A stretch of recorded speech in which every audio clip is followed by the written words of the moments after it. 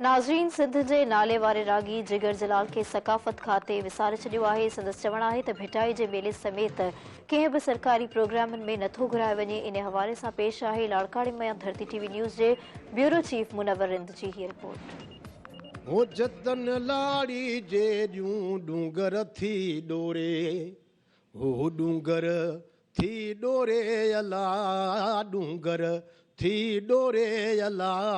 ओ जतन लाड़ी जेड़ियूं डूंगर थी डोरे, हो उठ चारी दस उन जा, हो उतर पास ओले अला। ओ जतन लाड़ी जेड़ियूं डूंगर थी डोरे। हाँ जी नाज़रीन, सिंध जे नाले वारे रागी जिगर जलाल खे सकाफ़त खाते विसारे छॾियो आहे। मुसलसल उनखे नज़र अंदाज़ करण खां पोइ हू मायूस थी चुको आहे ऐं हू एहतजाजनि उन एहतजाज जो ऐलान बि कयो आहे।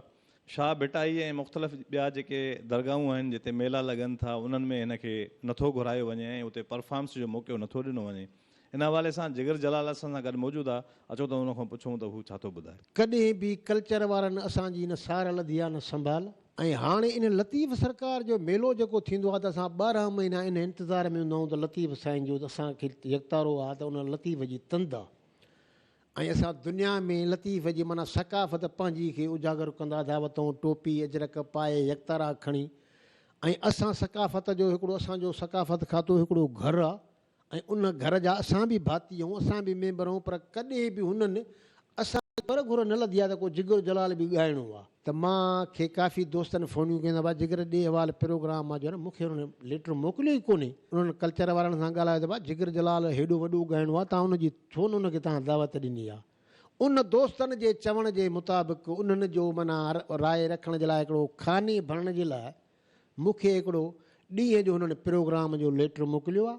पर उहा छो त हुननि वटि असांजी अहमियत कोन्हे। हो असांखे माना इहो नथा चवनि त को जिगर जलाल बि ॻाइणो आहे। पर अहिड़ा काफ़ी दोस्त असांजा वॾा वॾा भला ॻाइणा पिया आहिनि जिन खे नंदरदार कयो वियो आहे। तालबो इहो आहे त असांजी पर घुरल थी वञे, असांजो हक़ु आहे असांखे हर प्रोग्राम सकाफ़त खाते वारा असांखे घुराइनि। कैमरामैन मुश्ताक खुड़ो सां गॾु मुनव्वर रिंद, धरती न्यूज़ लाड़काणे।